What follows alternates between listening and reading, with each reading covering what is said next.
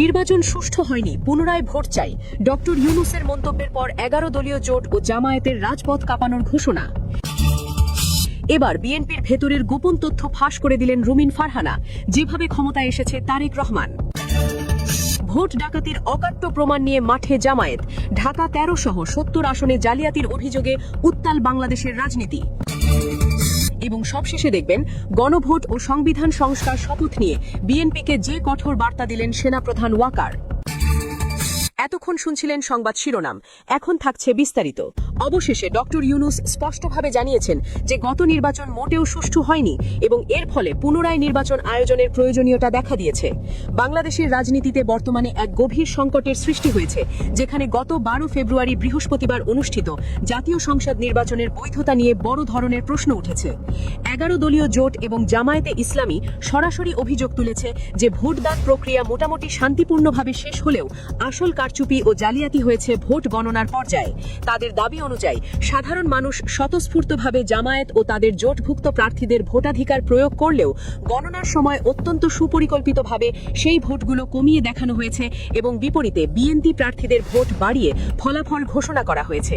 ফলে এই নির্বাচনী ফলাফল কোনোভাবেই প্রকৃত জনমতের প্রতিফলন নয়, বরং এটি একটি সাজানো ও কারচুপিপূর্ণ প্রহসন মাত্র।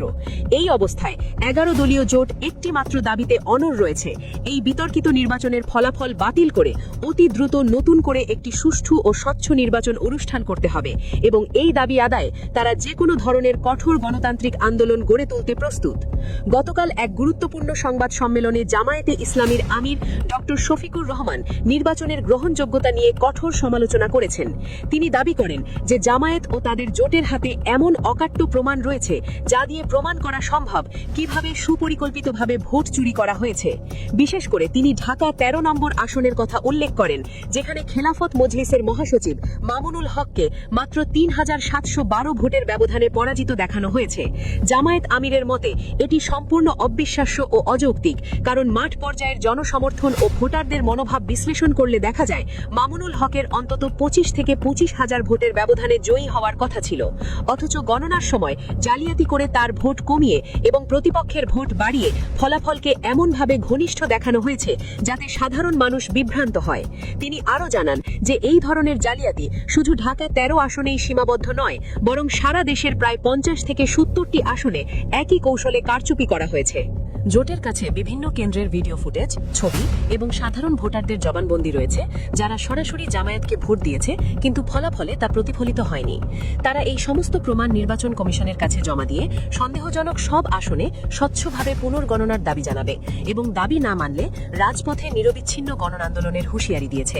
11 দলীয় জোটের অন্যান্য শরিক দলগুলো এই নির্বাচনকে একটি প্রহসন হিসেবে আখ্যা দিয়ে নতুন নির্বাচনের দাবি তুলেছে। খেলাফত মজলিসের নেতারা বলছেন যে তাদের বিপুল জনপ্রিয়তা থাকা সত্ত্বেও গণনার কারচুপির কারণে ফলাফলে তার কোনো চিহ্ন নেই।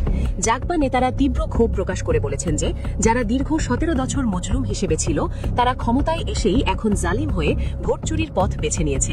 এনসিপির নেতারাও এই জালিয়াতির ঘটনায় গভীর উদ্বেগ প্রকাশ করে তদন্ত ও বিচার দাবি করেছেন।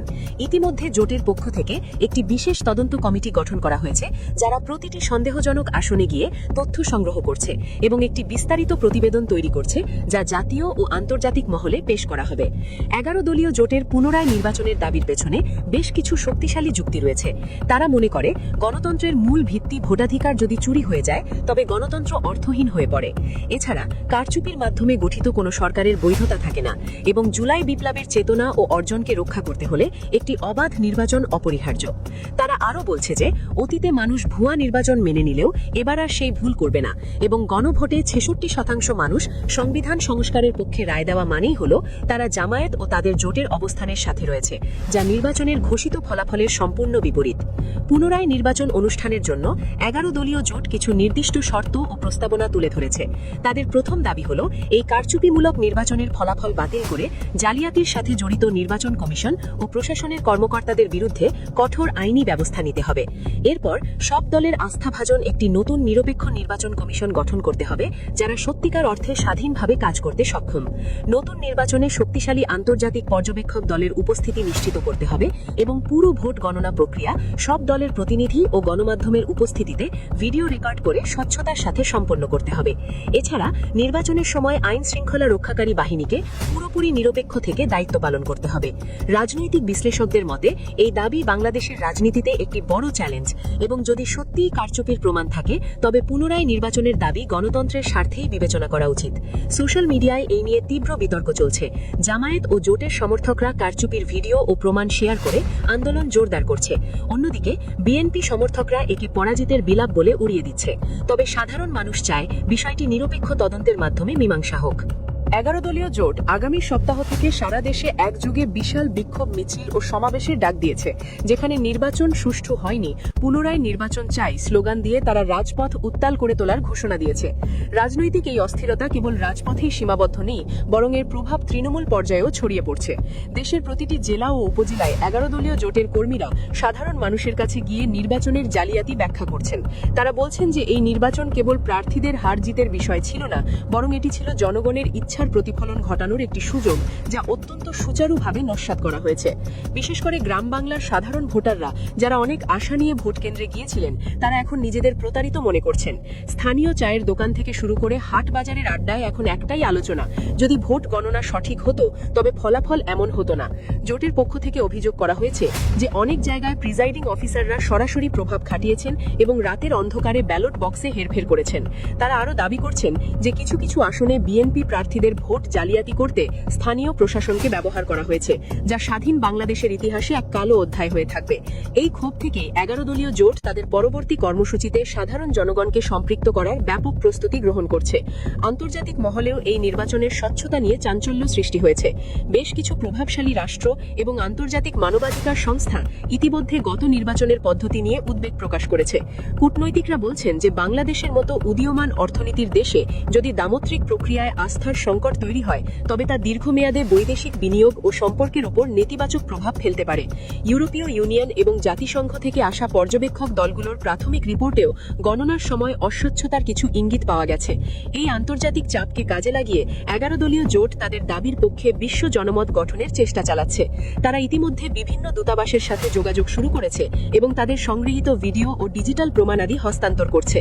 তাদের দাবি, যদি একটি স্বাধীন আন্তর্জাতিক তদন্ত কমিটি গঠন করা হয় তবে ভোট চুরির এমন সব তথ্য বেরিয়ে আসবে যা বর্তমান নির্বাচন কমিশনকে কাঠগড়ায় দাঁড় করাবে। বিশ্ব নেতারাও এখন পরিস্থিতির দিকে কড়া নজর রাখছেন, কারণ বাংলাদেশের রাজনৈতিক স্থিতিশীলতা দক্ষিণ এশিয়ার আঞ্চলিক নিরাপত্তার জন্য অত্যন্ত গুরুত্বপূর্ণ। অন্যদিকে বিএনপি নেতৃত্বাধীন সরকার এই সমস্ত অভিযোগকে শুরু থেকেই ভিত্তিহীন বলে উড়িয়ে দেওয়ার চেষ্টা করছে। তারা দাবি করছে যে পরাজয়ের গ্লানি সহ্য করতে না পেরে 11 দলীয় জোট ষড়যন্ত্রের আশ্রয় নিয়েছে। কিন্তু রাজনৈতিক বিশ্লেষকরা মনে করছেন সরকারের এই অনমন্য মনোভাব পরিস্থিতিকে আরও জটিল করে তুলছে। যদি সরকার ও নির্বাচন কমিশন অবিলম্বে একটি সমঝোতায় না আসে তবে দেশ এক দীর্ঘমেয়াদী সংঘাতের দিকে ধাবিত হতে পারে। ছাত্র ও যুব সমাজের একটি বড় অংশ যারা জুলাই বিপ্লবে অগ্রণী ভূমিকা পালন করেছিল তারাও এখন দ্বিধাবিভক্ত। তাদের একটি পক্ষ মনে করছে বিপ্লবের স্বপ্ন ছিল একটি অবাধ ভোটাধিকার নিশ্চিত করা, যা এই নির্বাচনে লঙ্ঘিত হয়েছে। ফলে তারা 11 দলীয় জোটের আন্দোলনের সাথে সংহতি প্রকাশের কথা ভাবছে। এই প্রেক্ষাপটে সামনের দিনগুলোতে রাজধানী ঢাকা সহ সারা দেশের গুরুত্বপূর্ণ শহরগুলোতে কঠোর অবরোধ বা হরতালের মতো কর্মসূচি আসার সম্ভাবনা প্রবল। গণতন্ত্র রক্ষা এবং ভোটাধিকার ফিরিয়ে আনার এই লড়াই এখন কেবল 11 দলীয় জোটের নয়, বরং সারা দেশের সাধারণ মানুষের প্রাণের দাবিতে পরিণত হয়েছে।